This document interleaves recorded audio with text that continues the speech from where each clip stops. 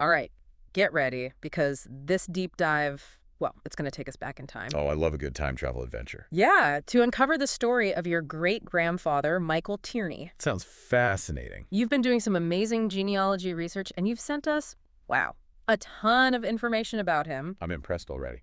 Blog posts, census records, NYPD archives, even some old photographs. Wow, the whole shebang. Late 19th, early 20th century, New York City, Okay. Irish immigrant policeman.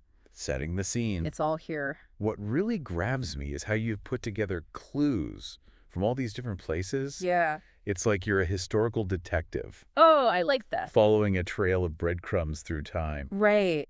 And there are some real mysteries along the way. Oh, like what? Like, why is Michael on a rooftop in one of these photos? Ooh, that's a good one. And then there's this mystery of a long-lost portrait A lost portrait. that we're hoping to, Get a glimpse of. Yeah, exactly. But before we get ahead of ourselves, let's rewind. Okay. Let's go back to the beginning. Right, back to the start. You started with just a few family stories Uh-huh. and a spark of curiosity, right? That's usually how these amazing journeys begin, isn't it? Yeah. You mentioned a childhood memory of seeing an old policeman's uniform Uh-huh. and your mother sharing stories about Michael Right. wearing a similar one. Yeah. It's incredible how a vivid image like that Yeah. can stick with you and make you want to uncover the past. Totally, yeah. Yeah. It's like a seed that gets planted and grows into this, Full-blown investigation. a full-blown investigation. Exactly. Yeah. And speaking of seeds, Okay. let's talk about the family lore. All right, the lore. Your mother also mentioned a portrait of Michael in uniform, Uh-huh. sadly lost to time. Oh, no. It's almost like a phantom clue, Oh, I like that. a whisper of something more to uncover. It's so tantalizing, isn't it? It really is. It makes you wonder what other treasures might be out there. Right. Hidden away in attics or, Yeah, tucked into forgotten albums. totally. Yeah. So armed with these, pretty intriguing stories and a few little clues, Yeah. you set off on your genealogical adventure. The adventure begins. Where did you even begin? Well, you did what lots of family historians do. Okay. You started connecting with cousins Uh-huh. and diving headfirst into those census records, which can be pretty overwhelming. I Right. can only imagine all the hours Yeah. spent poring over those pages, Yeah.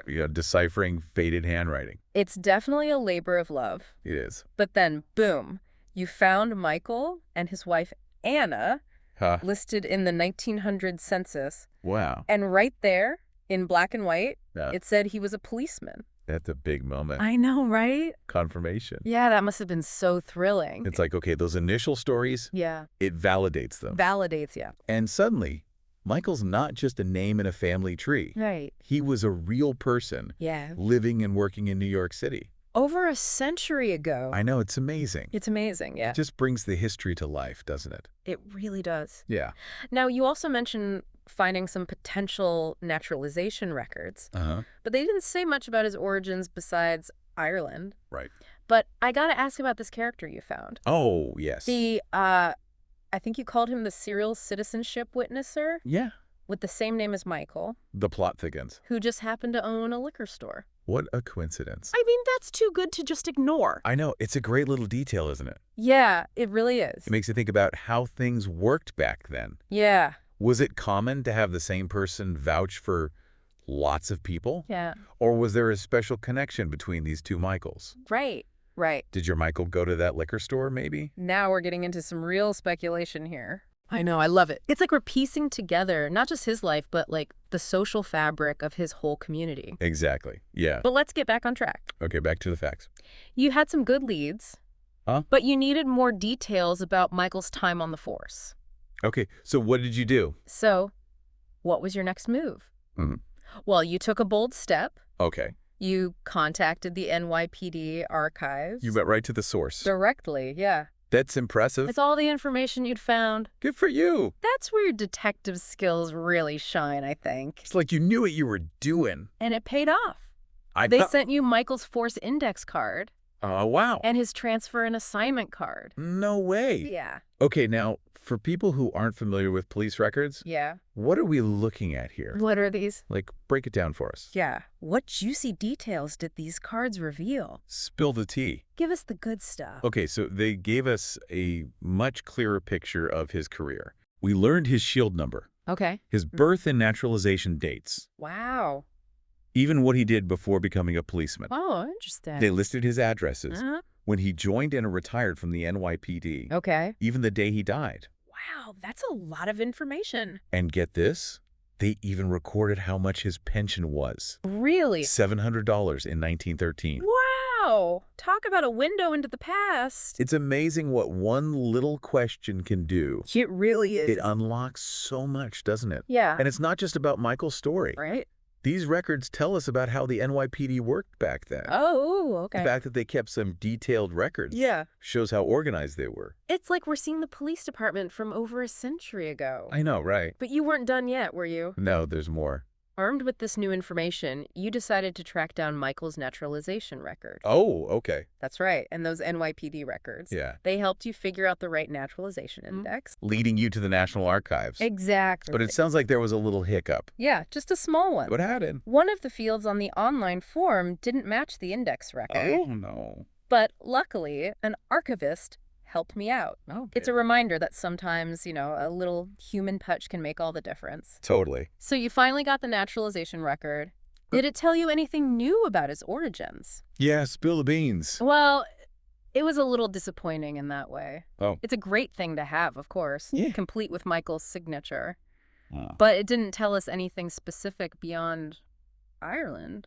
That happens sometimes in genealogy, doesn't it? It does, yeah. Sometimes the records just confirm what you already know, Yeah, or they lead to dead ends. right.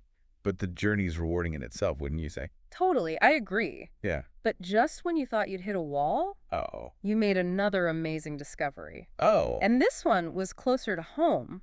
Tell us about the photograph you found. All right, lay it on me. So you were looking through family photo albums, Uh-huh. and you came across this small photo of Michael in uniform. Oh, good. It wasn't the lost portrait, Right. but still a photograph, Okay. and not just any ordinary photo. What was so special about it? Well, for one thing, he's on a rooftop, On a rooftop. which is pretty unusual. That is unusual. And then there are these two boater hats Two boater hats. stacked behind him. Intriguing. It definitely seems like some kind of work thing. Work event. Okay. Okay, so we've got a rooftop rendezvous, Ha, make the it. secret society of policemen. All right, let's not get carried away. What do you think is going on here? Well, first we got to figure out when this was taken. Okay. You compared his uniform to pictures from the New York Public Library digital gallery. Yeah. What did that tell you? It seemed like an earlier date, Okay. maybe the mid-1890s, but I wasn't really sure. So you needed an expert opinion. Yeah, so I decided to call in the experts Who'd you call? at the NYC Police Museum. Oh, those guys know their stuff. They do, they really do. So what'd they say? And their analysis was so detailed. I bet. So when was this mysterious rooftop photo taken? Drum roll, please. Get ready for it. Okay, I'm ready. Based on the precinct number on his collar and the style of his hat.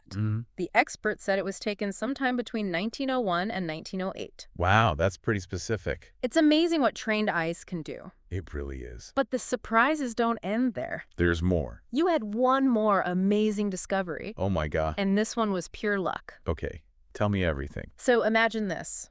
I'm at the library Okay. looking for books about my Irish ancestors, and I find this book called The New York Irish. Catchy title. I pull it off the shelf, Ah. and as I do, it falls open Oh. To what page? to a page with a photograph. Oh. It was a group of policemen All right. in 1887 standing in front of the NYC 25th Precinct. And why is that significant? The same precinct Michael was assigned to. No way! From 1886 to 1908. You're kidding! I mean, what are the chances? That's incredible. So as I'm looking at this photo, I notice one officer in the second row. Uh-huh. He looks familiar. Familiar how?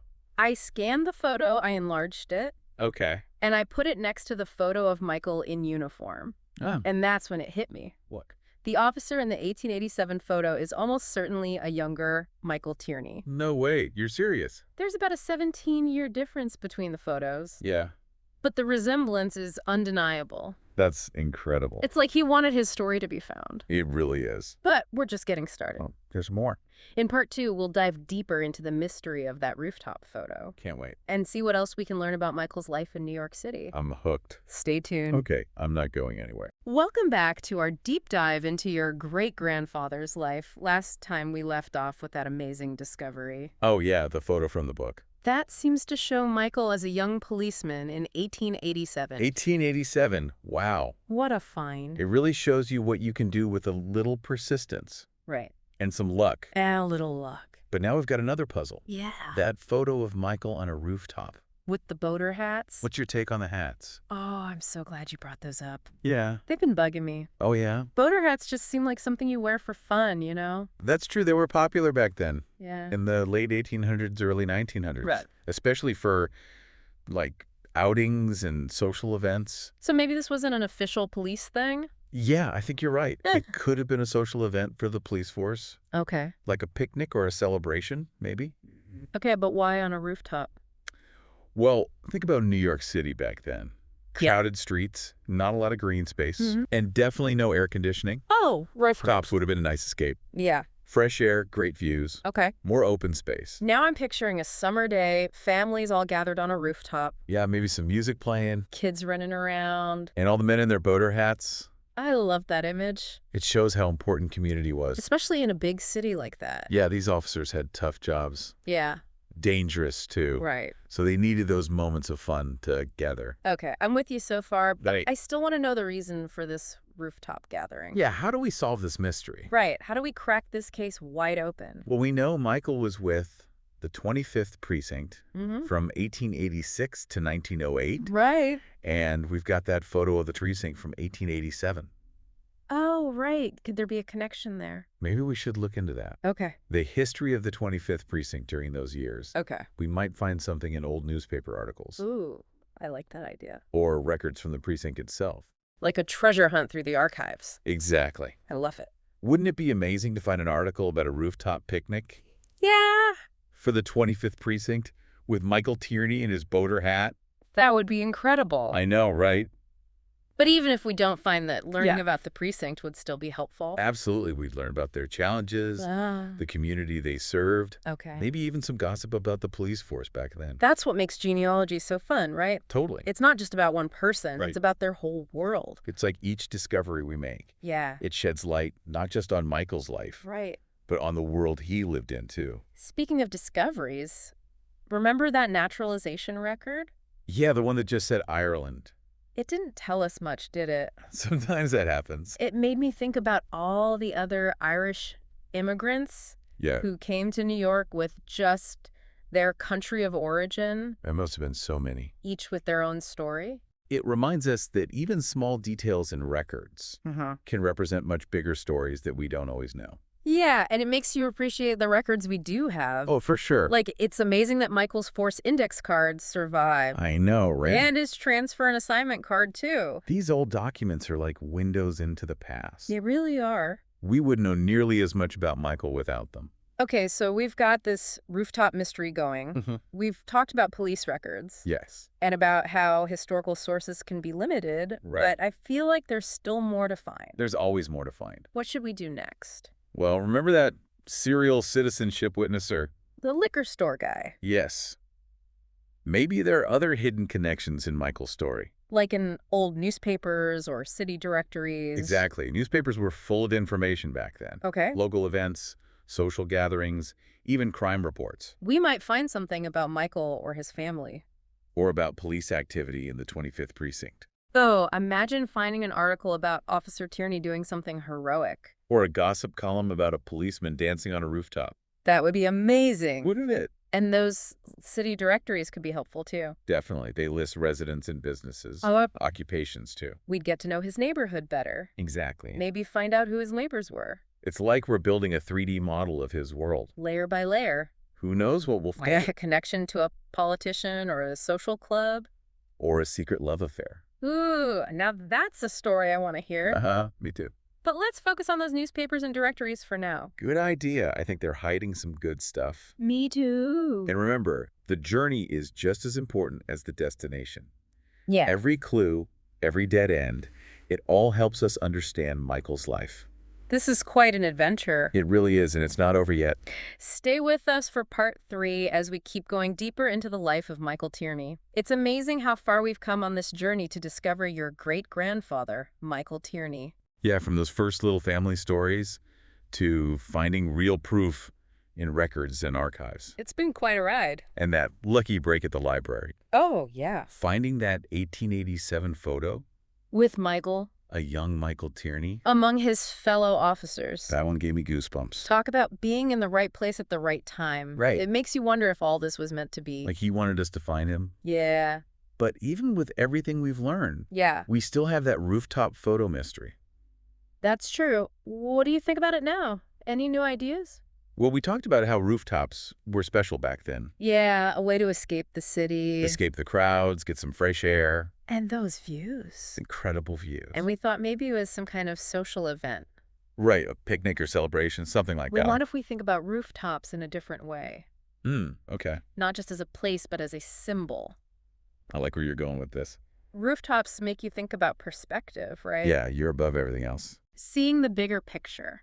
Could the photo be symbolic? What if it represents Michael's journey as an immigrant? Okay, how so? He came to America, he worked hard, joined the police force. Yeah. He literally rose above his challenges. That's a powerful thought. And when you think about how Irish immigrants were treated back then, It was a tough time for them. for him to become a policeman, a position of authority, It says a lot about his character. his strength, his resilience. It's inspiring, isn't it? It really is. It's a reminder that everyone has a story. Even the people in those old census records, Every face in a photo. they all had their own struggles and triumphs. And dreams. And that's what genealogy is all about, isn't it? Absolutely. Connecting those individual stories to the bigger story of history. Michael's journey tells us about the experience of so many Irish immigrants who came to New York and changed the city. And the country. It reminds us that history isn't just dates and events. It's about people. Their lives Their hopes and dreams. and their struggles. What's the biggest thing you've learned from your own genealogy work? It's got to be the importance of the unknown. The unknown. Yeah, all the unexpected things you find. The surprises. The twists and turns, the little bits of luck. Those are the best parts. It shows you that history is always changing. It's a living thing. Always something new to discover and understand. You've definitely inspired me to dig deeper into my own family history. That's great to hear. Every family has a story. Just waiting to be uncovered. Waiting to be told. We've uncovered quite a story today. We have. We've explored the life of Michael Tierney, Irish immigrant, New York City policeman. putting together the pieces like real detectives. Police records, rooftops, the challenges of life back then. But most importantly, we've seen how genealogy brings us closer to the past. And helps us understand what it means to be human. It's been an honor to join you on this deep dive. The pleasure was all mine. And I can't wait to see what other mysteries you solve in the future. Well, the search never ends, does it? Happy sleuthing! And to everyone listening, happy searching to you too.